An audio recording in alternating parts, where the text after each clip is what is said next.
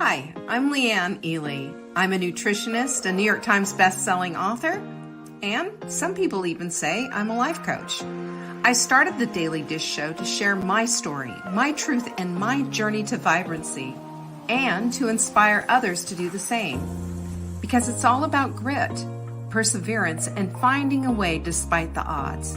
It's about embracing the whole woman, not just the parts that are easy to love, and feeding her heart, mind, body, and soul.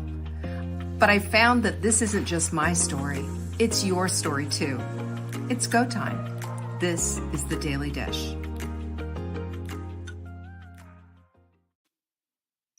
Well, it's the Daily Dish. We ain't lying.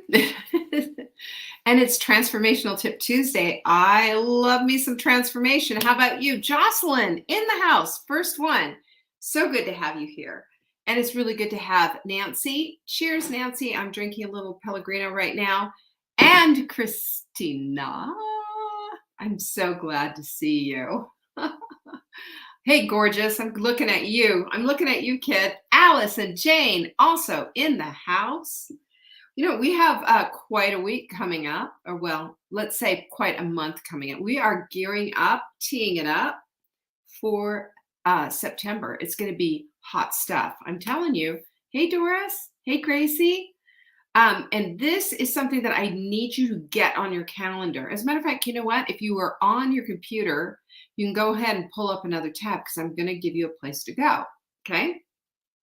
And that is to savingdinner.com/goals. I am doing a goal setting webinar on Tuesday, August 30th at 7 p.m.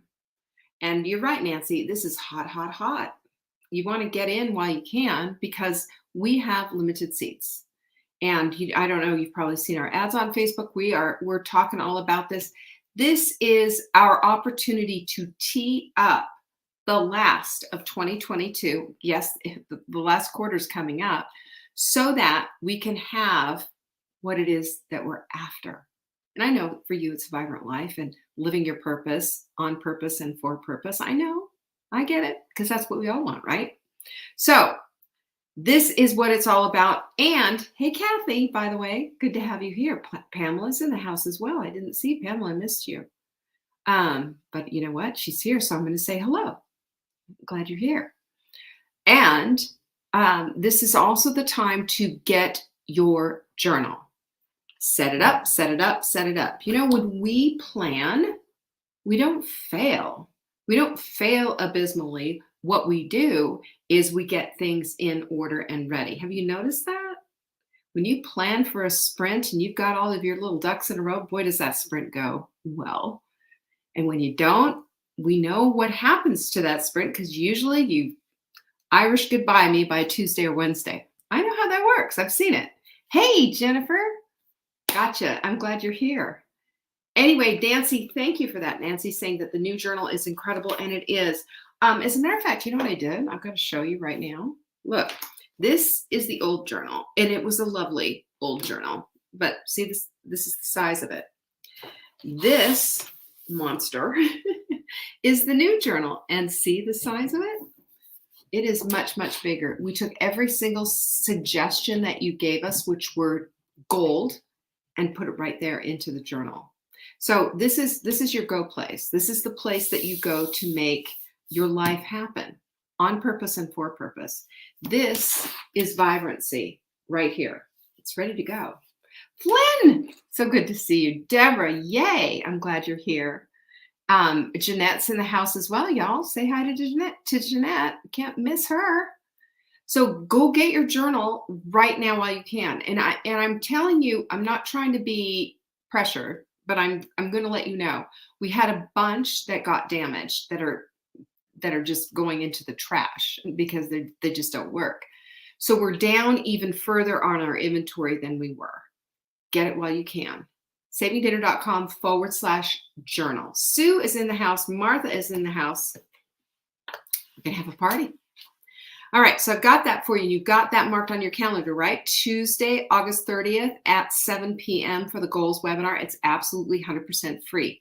Mark that on your calendar, and you can pull up a new tab and go to savingdinner.com/goals and save your seat. Did you hear me? You can save your seat, and you're going to want to do that.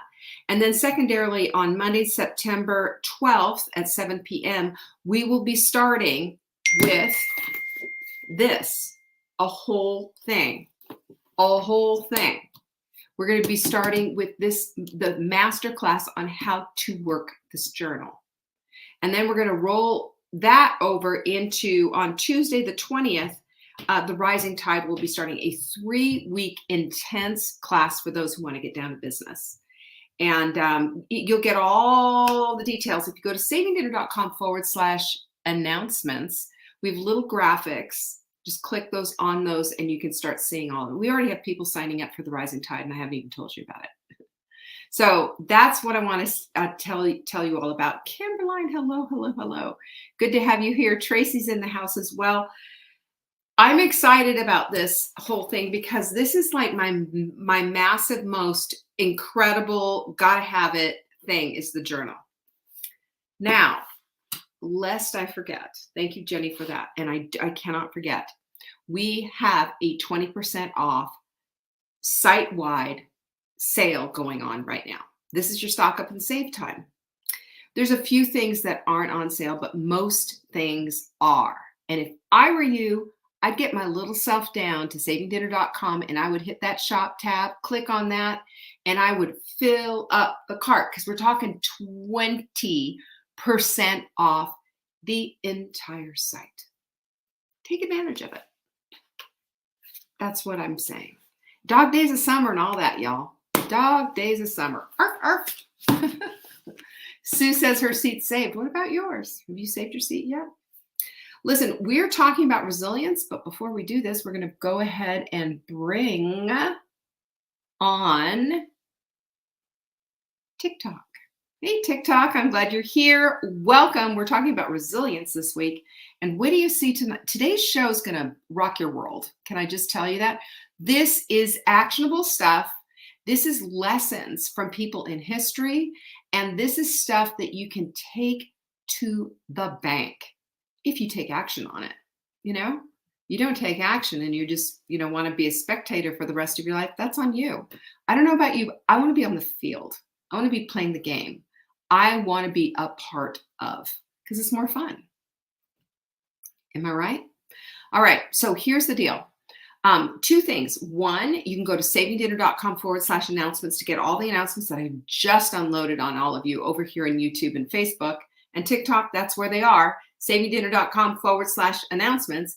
And two, we're going to get into talking about resilience in a way that's going to light up your eyes. And don't forget, tomorrow's show notes, or today's show notes, are going to be in tomorrow's newsletter. So if you go to savingdinner.com, you can get the newsletter right on. Okay, she's got me on stereo. Sue's listening to me on Facebook and on TikTok. So welcome to TikTok. I'm so glad you're here, TikTok. Really glad you're here. All right, first things first. There is an author. His name is Ross Edgerly. Okay, he wrote a book called The Art of Resilience. Now, I pay attention when somebody writes a book called The Art of Resilience because, anybody who's writing a book called The Art of Resilience said is going to have something to base that off.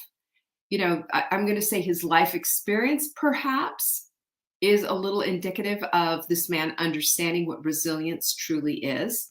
So yes, indeed, he is also an award-winning adventurer. Why not? And here's the whole thing, right? He is best known for swimming all around Great Britain. Can you imagine? All around it, circling it, right? And he broke all kinds of records when he did, and he swam, including another one of swimming 1,780 miles in just 157 days. Can you imagine doing that? Why does one do that? I think because one can, this is why men climb mountains and women as well. This is why people take on such great, vast adventures to prove that the human spirit has the resilience to be able to do it.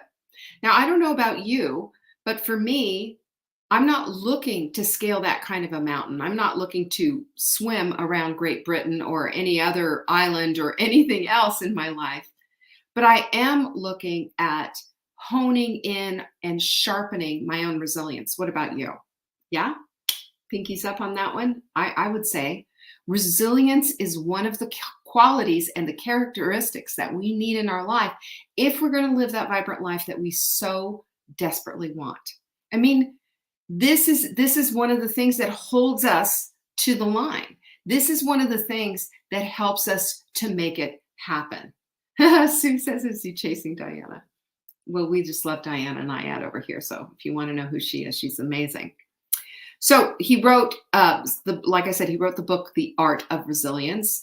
And from that book, there are several lessons that I think are so helpful for those of us who are just regular human beings in everyday life, who want this type of a life, who want a life that is full of resilience, that is going to show us that we have a whole lot more in us than we ever thought. This is the part that I think you're going to love. Lesson number one is we don't get to control what happens to us. We only get to control how we respond to it inside, right? It's an inside job. And the best way that I know to handle things like this, I always say that there's a big tangle going on inside of our heads, because oftentimes the way we think and all of the, sometimes it's just a big gobbledygook. Well, we can kind of straighten some of that out if we journal. And that doesn't mean that we have to be these great prolific writers. We just have to allow it to just spill out somewhere. And that's what a journal does. It captures that. And it gives you room in your head so that you can start to think and you can start to understand what just happened here. When we have the ability to make an observation and to see exactly what's going, it makes a big difference. It helps us to see things a little bit more exactly, and also helps us to fine tune for the next time. That's the thing that I love about that. Lesson 2 is intrinsic versus extrinsic motivation. Well, guess what? An inside job is always way more impressive to you, and is going to get the job done way more than outside. So that's no surprise. When we create our own momentum, our own motivation, then we are going to be able to keep pulling from that same pot, so to speak, and keep fueling that same desire. You all know this, and have you noticed this with yourself, that when we always need that outside motivation goes quickly. But that inside motivation, it's like we have this endless well inside of us. We can keep dipping into that. We can keep going back, because you know what an inside motivation is? It's your why. Your why is the thing that pulls and pushes. The why is the thing that pushes the button of resilience as well. So all great athletes know this.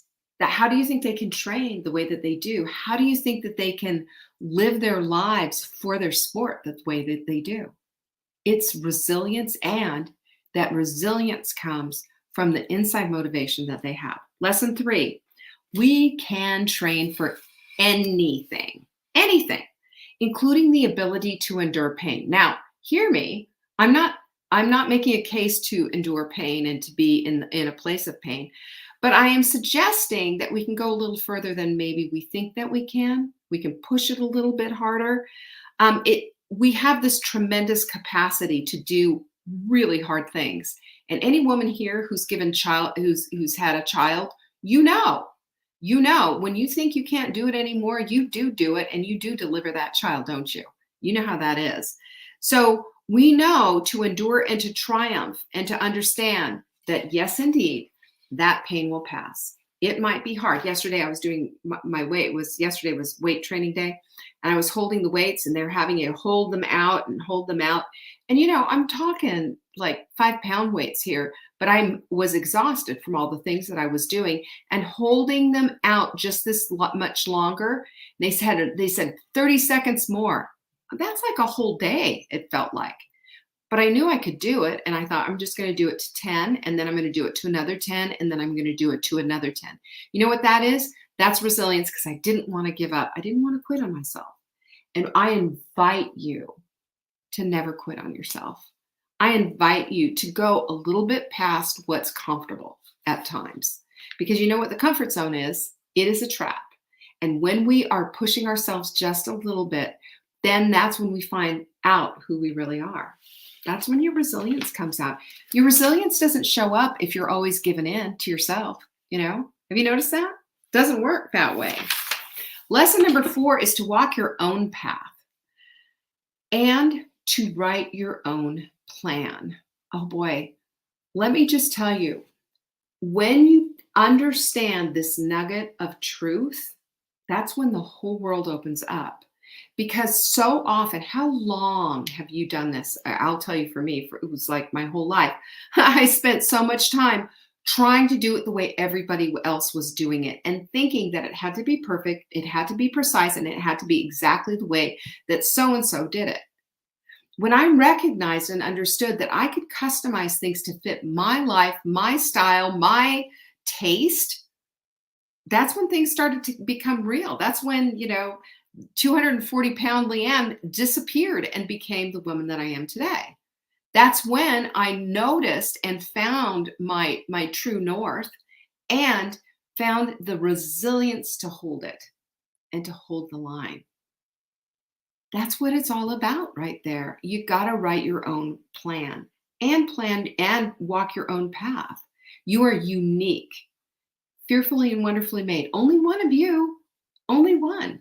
You're here on purpose and for a purpose. And don't you ever forget that. So it is on you, though, to find this path and to write that plan. So important. In 1875, this Captain Matthew Webb, he was the first person to ever swim the English Channel. This was an impossible feat. Impossible, according to everybody. And yet he did it. And Webb was resilient through thick and thin and believed you could do it, even though everybody was all over him saying, nope, nope, nope, can't be done. He said this: you must manage your body's ability to tolerate stress, that your brain could direct it, that we're way stronger than we think, and we need to assess ourselves and push ourselves just a little bit more. That's how he got across. That's how Diana Nyad did it too when she crossed the Atlantic Ocean. How did she do it? Just a little bit more. Just a little bit more of a push. And that's how it all happens. And it starts with the first stroke swimming, or the first, walk, or the step, or whatever it is that you're doing. It always starts with one, and then just a little bit more. And the next thing you know, you've got it. Lesson number 5 is respect your individuality. That's a good one, right? Don't compare yourself to others. How many times do we do this? And how often have you found that is just defeating, and it makes you feel so less than, because comparison is the thief of joy. We know this. That's just a fact. And when you compare yourself to anybody else or anything, you find that you forget that your uniqueness is truly a strength. You forget that. So if you can wake up to the fact, which harkens back to lesson number 4, that your uniqueness is a strength, and stop comparing yourself to others, then you can find yourself in a place of not limiting yourself anymore. And that's the key. Because oftentimes we shut it down way before we're even to that place of being pushed. Oh, it's too hard. I don't want to do that. Oh, blah, blah, blah. You're the expert on yourself. You are the expert on yourself. So if you want to develop resilience, you got to push a little harder this next time. Yeah? Lesson number 6 is, this is so good because it's so true. Fast can be fragile and slow can be strong. Athletes cycle through their workout programs, and when you're doing different things, they're going to have a weight training day. They're going to have a day of rest. They're going to have a day where, they're right before a meet or an event or a tournament or something that they're doing, where they're going to eat a certain different way. They're cycling through things. Now, for me, I play pickleball. You know that. And we have a fast game and we have a slow game. And if you are a pickleball player, then you know we dink at the net. And dinking is just soft hands and soft, hitting it back and forth with your paddle, back and forth, and waiting to get into a tack shot. And that's when fast hands comes out and everybody goes boop. And it's really fun. But my point is you have to have a fast game and you have to have a slow game, because fast can be fragile and slow can be strong. And that's how it is with sports. That's how it is in life. And we need to be looking at that and accepting that fast, can be fragile and just take us too far. And that slow can be strong, because slow is the thing that keeps going. Remember that? Remember the tortoise and the hare? Lesson number 7 is fatigue slows down, okay? Slows down all your thinking. Have you noticed that when you've had a poor night's sleep that you don't do very well? Have you noticed that when you're exhausted all the time that you don't process anything well? We've got to sleep. Tired people don't make great decisions. I'll tell you that right now. You don't process anything well, including your own thoughts and including your own assessment of your own capabilities. So let's take a lesson from Scarlett O'Hara. Remember Scarlett O'Hara? And think about it in the morning. Sometimes we need to have that little gap, that little rest time to process and time to rest up and to make a better decision. A good night's sleep is really something, right? And a day of rest is also really something if you're pushing yourself athletically. And one last lesson, and this one is a real game changer. And check this out. Your emotions and well-being can have profound impact on your resilience. Let me give you another guy out of history. And this is Ernest Shackleton. Remember him? He was the great explorer that crossed Antarctica via the South Pole. And he was on the HMS Endurance. Of course, what a great name for a boat, right? But check this out. The morale of the boat was slipping. They were running out of food. They were running out of water. And they were doomed as far as they were concerned. You know what kept them going? Ernest Shackleton. Because every single day, he brought a smile to it and he said, yes, fellas, we can do it. We've got this. He believed in them. And they believed back in him and his leadership. And there's a science to a smile. We're going to talk about that tomorrow. There is the science to a smile. And this is everything. And we need to understand how a smile can carry us when we're in the worst possible place. Because it can. How a smile can help to build resilience. Because it can. And I'll tell you what, it's fascinating. It's science, by the way, all behind that smile. And tomorrow we're going to unpack that a little bit. Won't that be interesting? In the meantime, do go get signed up for the Goals webinar. It is coming up shortly. And I also go to savingdinner.com and check out the sale. 20% off the website site-wide. Those of you who are on TikTok and you want that L-glutamine, it's 20% off right now. Go grab it. And for those of you who are here and are waiting for this next installment, which is pretty exciting about the whole science of a smile, thank you so much for joining me. And do stay with me for the rest of this week, because this stuff's gold. Don't you love it? Juicy. Yum, yum. Again, peace be with you. I will see you on Wednesday, which is Wise Women's Wednesday. Pinky's up to you, Nancy. I appreciate you. I appreciate you too, TikTok. Peace be with you. Bye-bye. Thank you for joining me today. You can find me on TikTok for daily tips to help support your most vibrant life. And remember, you are the author of your own story. Until next time.